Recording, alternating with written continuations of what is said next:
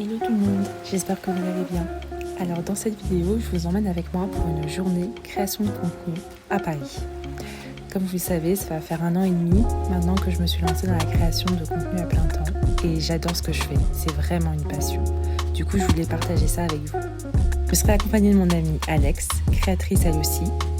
J'espère que cette vidéo vous plaira et si c'est le cas, n'hésitez pas à liker, commenter, partager, ça m'aide vraiment beaucoup. Bonne vidéo.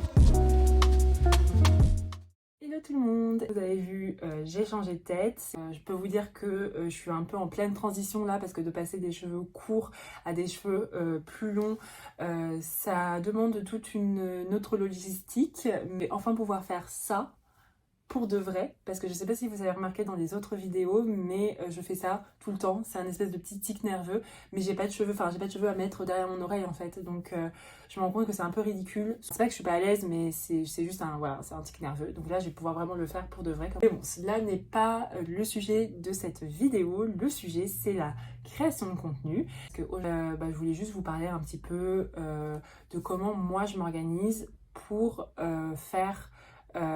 pour créer ces contenus et je me suis dit que ça pouvait être intéressant de vous présenter un peu mon processus créatif. Du coup, moi j'ai rendez-vous avec mon ami Alex pour aller créer du contenu, mais avant il faut préparer ce shooting. On va commencer par la partie 1 qui est donc l'organisation et je vais vous expliquer un peu comment moi je m'organise pour créer le contenu. Je vais commencer à m'organiser pour savoir quelle pièce je vais shooter, comment, dans quel endroit, etc. Bon, alors il faut savoir qu'en général, je fais un peu ce travail en amont. J'utilise un outil qui est super sympa, que vous connaissez sûrement, qui est Notion. Vraiment, Notion, c'est mon lifesaver pour l'organisation. Je me suis fait un petit tableau où je vais noter un petit peu tout ce que j'ai à faire niveau création de contenu. Donc, je vais classer déjà toutes les collabs et je vais prioriser. Donc, évidemment, au top de mes priorités, ça sera les collabs rémunérés en priorité, donc au début de ma liste, avec normalement des dates de poste qui sont en général prédéfinies avec la marque, donc du coup j'ai des deadlines beaucoup plus importantes, donc c'est vraiment eux que je traite en priorité. Et puis après il va y avoir les collabs gifting. Alors en général on n'est pas du tout obligé de poster pour une collab gifting. En général, les marques qui me contactent, je réponds et je dis oui pour du gifting quand ça m'intéresse et que j'ai envie de porter les vêtements. Je vais pas traiter différemment une collab giftée d'une collab rémunérée. La seule chose, c'est que pour une collab avec des produits giftés, je ne vais pas dédier un post à la pièce. Donc c'est-à-dire que je vais mixer, faire un outfit avec d'autres pièces et je vais pouvoir mettre en avant et taguer d'autres marques sur le post, alors qu'un post rémunéré en général c'est vraiment la marque qui est mise en avant. Donc je vais poster et mettre vraiment en avant le produit de la marque, taguer uniquement la marque, etc. Puis après, on a tout ce qui est affiliation, etc. Comme c'est sur du continu, ça passe un petit peu en dessous quand j'ai le temps, quand il me manque, quand j'ai des petits trous comme ça, que je peux faire une story ou un contenu avec les produits que j'ai en affiliation. Je les case comme ça. Donc voilà, ça, une fois que j'ai tout classé et que je sais à peu près mes prios, je vais essayer de créer des concepts ou en tout cas trouver des inspi pour chaque collab. Ça, j'utilise bien évidemment Pinterest. En général, je passe le week-end sur Pinterest à chercher des inspi. C'est un peu ma thérapie. Je fais plein de tableaux et quand je vois qu'il y a quelque chose qui pourrait fonctionner bien sur mon feed en tant que post, etc., je les sauvegarde. Je fais un espèce de lien avec mon tableau Pinterest et savoir s'il n'y a pas des vibes que j'aime et qui pourraient bien convenir avec cette pièce ou cette collab. Donc, quand c'est des collabs rémunérés, je pars toujours d'un mood board que je fais valider par la marque en amont pour qu'elle valide un peu le concept, qu'elle ait un peu une idée de ce que je vais faire. Évidemment, je regarde sur Instagram, je regarde les influenceuses qui m'inspirent, etc. De s'informer sur les tendances, notamment sur Instagram où ça va vraiment être très important de trouver des tendances et de l'adapter à son propre style. Là, en ce moment, moi, je suis très dans moi ce que j'appelle la real life esthétique. C'est vraiment cette esthétique de la vie réelle, très casual, des filles prises dans la rue un peu en coup de vent, etc. Et moi, c'est sur cette vibe que j'aimerais aller maintenant sur mon feed. Et là, je vais pouvoir m'organiser, essayer de trouver des petits créneaux dans la journée pour aller shooter. Contacter les photographes si besoin, parce que de temps en temps je travaille avec des photographes ou des vidéastes. En général, je demande à des amies créatrices, on se retrouve et on se fait des petites journées, matinée ou après-midi, création de contenu. D'ailleurs, si vous êtes créatrice ou créateur de contenu, que vous avez envie justement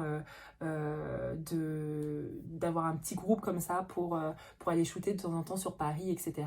N'hésitez pas à mettre votre Insta, TikTok, chaîne YouTube dans les commentaires et du coup on peut peut-être essayer de se trouver, je sais pas, faites des groupes entre vous. Je veux que ça soit une bonne vibe cette chaîne, donc n'hésitez pas.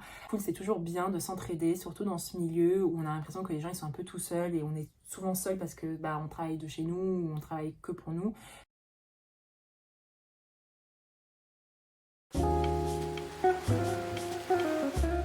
C'est l'heure de la préparation pour le shooting. Donc là, j'ai prévu ma petite tenue, une robe courte à pois, donc très summer vibes, un blazer vintage pour le style un peu parisien et cool, et un mon sac pollen avec des chaussures JB Martin. Et maintenant, on retrouve Alex aux Tuileries pour shooter.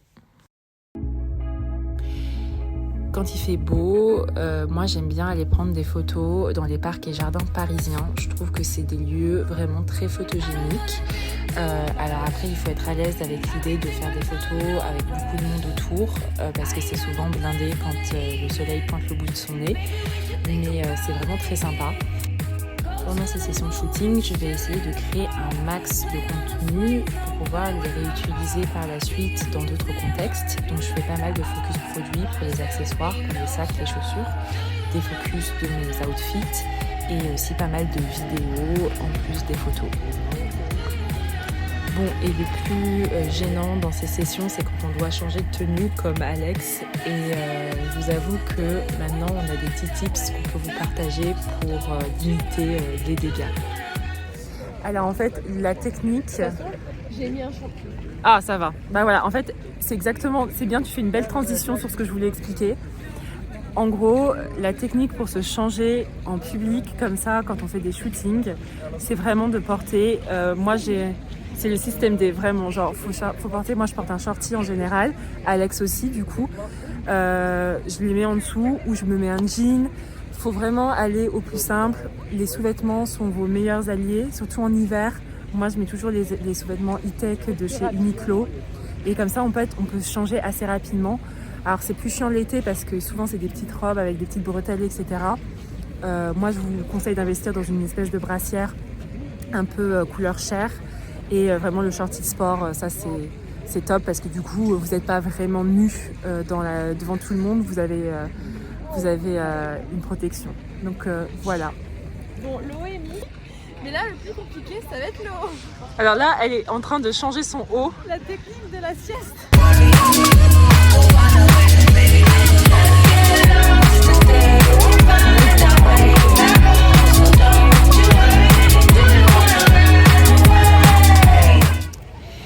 Et voilà, c'est la fin de cet après-midi shooting. Yes.